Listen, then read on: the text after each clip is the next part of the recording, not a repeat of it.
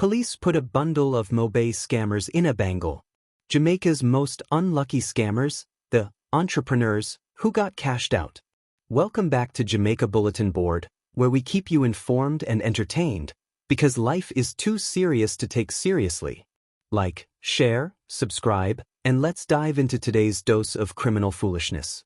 The proof that if you plant corn you won't reap peas. Better you grab a farming tool or go wrap Chinaman flour. Better than living in a cell at Drop Soap Village. Here is what's up, people. 12 held, $27 million seized in major anti-lottery scam raids in the ex-friendly city of Montego Bay that scammers turned into a war zone. Now, we all know Jamaica is famous for its hustlers, some for their brilliance, and some for their unmatched ability to make bad decisions. Enter the latest batch of entrepreneurs who thought they had the perfect scheme until the police decided to cash in on their winnings instead. Between Thursday and Saturday, law enforcement launched Scam Done, Justice a Run, a multi-day operation targeting lottery scammers in Montego Bay, St. James. Well, it seems like the lawmen are confident that now they have the scammer's ticket and possess the ability to end their game. I believe that the ticket number is 119 Technology Day. Paradoxically, the police didn't buy a ticket, but they won big. 21.9 million Jamaican dollars was found stuffed inside a taxi operator's house. Because, apparently, who needs a bank when you have a mattress? Another raid uncovered 500,000 Jamaican dollars, 6,000 US dollars, and additional foreign currencies at a businessman's premises. Seems like someone was preparing for an international getaway, but the police got there first. 5 high-end motor vehicles were seized, including BMWs, Audis, Mercedes-Benzes, and Toyota Crowns. So, you had millions in scam money, but still bought a crown? Among the 12 suspects, 3 have been formally charged. Keon Gibbs, 42, charged with abstracting electricity, meaning he was scamming and stealing power. Big dreams, small morals.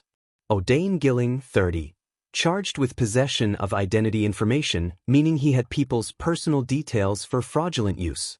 A real data scientist, except he's illegal. Darian Miller, 23, charged with possession of an access device, meaning he had tools to manipulate financial transactions. Someone tell him monopoly money doesn't transfer to real life.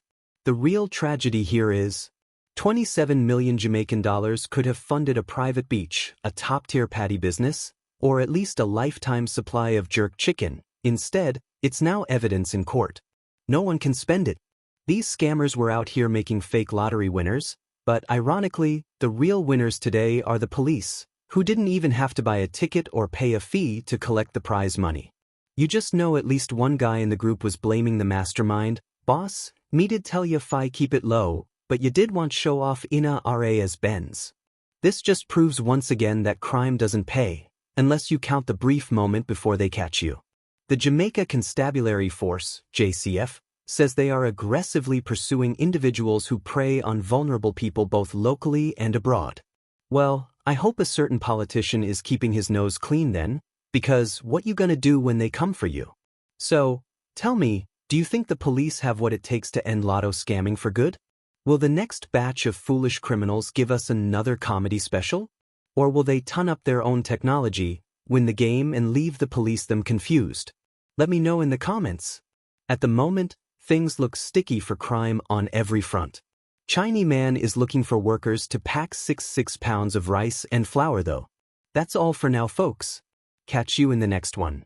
Like, share, subscribe, and remember, smile because life is too serious to take seriously.